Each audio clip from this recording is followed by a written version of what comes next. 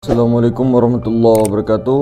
Salatu wassalamu alaika ya sayyidi ya Rasulullah khutbadikallati hilati adrikna. Di dalam menjawab pertanyaan daripada saudara kita, beliau bertanya tentang siapa sebenarnya hakikat rasa dan apa untungnya, apa keuntungannya kita itu mengenali hakikat rasa atau sejatinya rasa. Jadi kita jawab, saudara-saudaraku, siapa sebenarnya hakikat rasa? Kalau kita mengatakan sebenar-benarnya rasa, berarti rasa di dalam rasa. Rasa di dalam rasa, itulah sebenarnya Rasulullah. Jadi ini tamsilan. Hakikat rasa itu sendiri adalah Rasulullah Muhammad awal. Dan inilah juga merupakan aslinya manusia, aslinya diri, hakikatnya diri. Semua diri yang asli daripada manusia, diri yang sebenarnya atau zat sebenarnya manusia, Bani Adam, itu adalah rahasia. Seperti kalau kita menyaksikan daripada pakaian-pakaian, baju, celana, dan sebagainya. Bukan baju itu yang ada, bukan baju itu yang sebenar-benarnya baju, bukan itu tubuhnya. Tapi sebenar-benarnya diri baju tadi ada lagi ke dalamnya. Di dalam baju ada daripada kain. Di dalam kain ada benang. Di dalam benang ada kapas. Maka tubuh ataupun diri asli yang sebenarnya baju yang kita lihat ini, itu adalah kapas. Maka begitu juga dengan diri cucu Adam, diri manusia. Sebenar-benarnya dirinya, sejatinya dirinya adalah rasa di dalam rasa. Rasa itu banyak. Rasa yang dimaksud di sini bukan rasa manis, rasa pahit, rasa asam, rasa asin, bukan itu. Tapi rasa yang tidak bisa ditafsirkan, itulah rahasia. Jadi rasa sejati, rahasia. Siapa rahasia? Sir. Siapa sir? Rasulullah. Hakikat sir apa? Apa hakikatnya sir? Sir itu sifat. Hakikat sifat adalah tidak lain daripada zat. Al-insanu sirri wa ana sirruhu. Itulah yang disebut insan, rahasia itu. Insan itu rahasiaku. Akulah rahasianya. Jadi insan itulah yang disebut rahasia. Inilah yang disebut sejatinya rasa atau hakikat rasa. Itulah sebenarnya aslinya manusia, Rasulullah. Dan apa keuntungannya? Keuntungannya adalah sebelum bertemu Allah, sebelum wasil kepada Allah Subhanahu wa taala, sebelum menyaksikan Allah, ketahui dulu apa yang membawa penyaksian tersebut kalau bukan rasa sejati. Apa yang membawa, apa yang menyaksikan kalau bukan rasa sejati. Karena yang mampu sebenarnya menyaksikan Allah Ta'ala, itulah rasa sejati.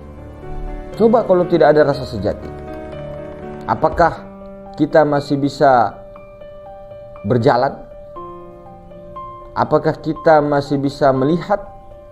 Apakah kita masih bisa mendengar dan sebagainya? Tidak bisa.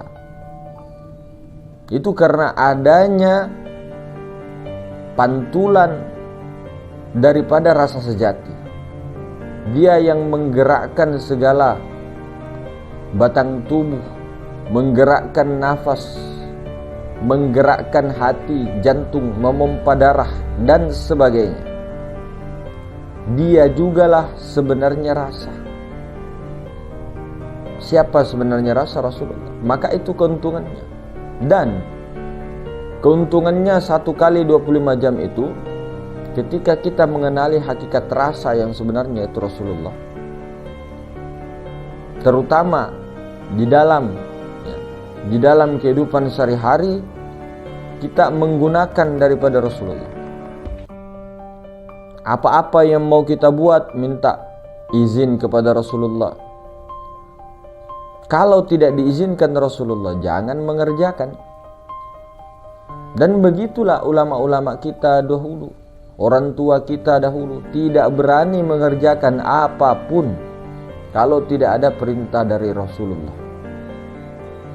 Tidak berani keluar ke rumah kalau tidak ada perintah dari Rasulullah. Tidak berani menjawab kalau tidak ada perintah dari Rasulullah. Tidak berani bekerja kalau tidak ada perintah dari Rasulullah. Tidak berani keluar dari khalwatnya kalau tidak ada perintah dari Rasulullah. Tidak berani mengajar kalau tidak ada perintah dari Rasulullah. Baik itu Rasulullah secara lahir ataupun secara hakikat. Nah, inilah orang-orang keuntungannya masih banyak lagi. Dan di bulan ini Maulidur Rasul, orang-orang seperti itulah yang mampu melahirkan Rasulullah. Karena setiap Bani Adam itu mengandung Rasul. Setiap Bani Adam mengandung amanah, mengandung Rasulullah. Nah, bagaimana orang-orang yang mengandung Rasulullah itu melahirkan Rasulullah kalau tidak tahu kedudukan Rasulullah, kalau menafikan Rasulullah? Kita sering sebut-sebut Rasulullah, bahkan berselawat banyak-banyak kepada Rasulullah, tapi kita tidak mau menghadirkan Rasulullah. Menghadirkannya hanya dengan kata-kata saja, tapi tidak dengan praktik, tidak di dalam peleburan akan Rasulullah, tidak di dalam kebersamaan dengan Rasulullah, tidak di dalam praktik mengedepankan Rasulullah. Katanya imam kita Rasulullah, nabi kita Rasulullah, kita umatnya Rasulullah. Kenapa setiap apa yang mau kita lakukan tidak minta izin kepada Rasulullah? Nah, maka apapun yang dikerjakan, kebaikan-kebaikan apapun, amaliyah-amaliyah apapun, minta izinlah selalu dengan Rasulullah. Itulah yang sebenarnya kita dihantar ke dunia ini, selain daripada ma'rifatullah, kemudian mengenal Rasul, kemudian untuk mentajallikan sifat-sifat Allah Ta'ala melalui Rasulullah. Semua sifat-sifat Allah Ta'ala nyata kepada Rasulullah. Secara hakikatnya Rasulullah tak mempunyai sifat, karena sifat itu hakikatnya sifat Allah. Yang gerakkan daripada sifat-sifat itu adalah sifat Allah. Nah, jadi kalau Allah Ta'ala mentajallikan daripada sifatnya itu, tidak ada sifat-sifat lain selain sifat Allah. Hakikatnya semua adalah sifat-sifat Allah. Nah, cuma istilah di dalam ilmu tasawuf, di dalam kegiatan, di dalam daripada kegiatan sehari-hari, ketika tajalli daripada sifat-sifat Allah Ta'ala tadi melalui Rasulullah, maka itulah yang dikatakan orang-orang yang senantiasa bersama Allah dengan Rasulnya, orang-orang yang senantiasa betul-betul taat kepada Allah dengan Rasulnya. Itu keuntungannya banyak. Maka Maulid ini melahirkan Rasulullah bukan hanya di bulan Rabiul Awal saja, tapi setiap hari. Setiap hari. Dan tidak hanya merayakan kelahiran saja, tapi bagaimana mengamalkan melahirkan Rasulullah di setiap saat dan keadaan. Hikmahnya banyak sekali ketika Maulid itu. Banyak sekali. Terutama simbol-simbol yang diberikan orang tua kita, ulama kita tentang telur dan sebagainya. Nah, telur itu lihat, perhatikan baik-baik di dalam itu. Di dalam putih telur itu ada inti daripada telur, itulah kuning telur. Nah, itu aslinya, itu sirnya, itu rahasianya. Sama dengan kelapa. Nah, kelapa itu di dalamnya ada isi. Nah, di dalam isi lagi biasanya ada anak kelapa. Anak kelapa itu inti daripada kelapa itu.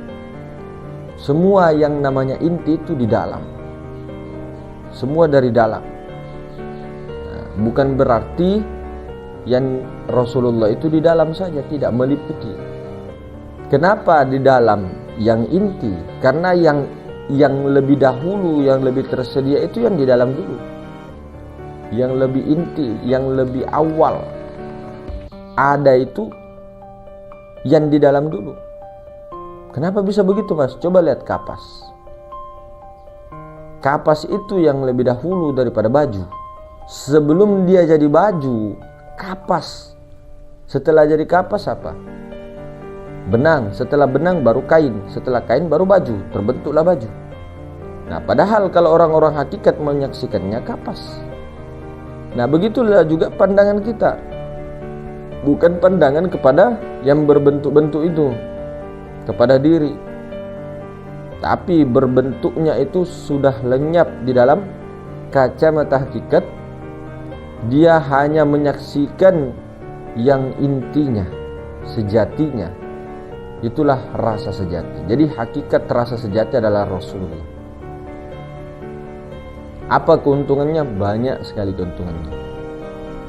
Kita sebagai umat Rasulullah itu tadi bagaimana mengedepankan Rasulullah, bagaimana praktek kita selalu di dalam izin daripada Rasulullah. Tidaklah kita mendurhakai Rasulullah. Barang siapa mendurhakai Rasulullah sama dengan mendurhakai Allah. Siapa yang tidak mengedepankan Rasulullah, melahirkan Rasulullah di dalam ibadahnya, siapa yang seperti itu adalah umat yang durhaka. Mau ulama sekalipun cerita, kiai sekalipun cerita, membawa cerita-cerita tentang Rasulullah, tapi kenapa tidak dipahamkan tentang hakikat Rasulullah itu? Padahal Nabi kita Muhammad SAW itu bersedih ketika umat-umat Rasulullah itu tidak betul-betul mengenal hakikat Rasulullah yang ada pada dirinya masing-masing. Karena Rasulullah diutus untuk itu. Seluruh para nabi diutus untuk itu, untuk mengenalkan Allah melalui hakikat Rasulullah pada dirinya masing-masing. Itulah para nabi, para rasul diutus itu begitu. Nah, untuk memberantas kesyirikan. Nah, kalau kita tidak memakai Rasulullah di dalam mendirikan sholat, di dalam ibadah amalia tersebut, kita itu artinya membawa diri kita, membawa adamiah kita itu syirik khafi bil khafi.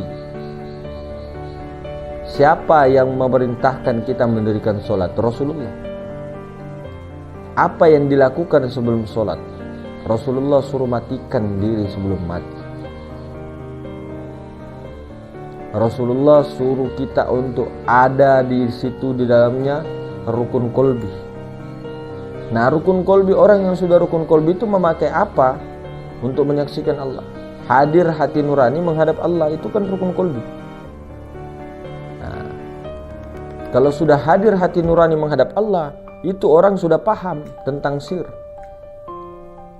Menghadap sirnya kepada Allah, bukan dia menghadap kepada Allah. Kalau dia menghadap kepada Allah, syirik. Syirik hopi bil hopi, wujuduka zambun, membawa diri. Anania, kita tidak memakai hati nurani ketika mendirikan sholat.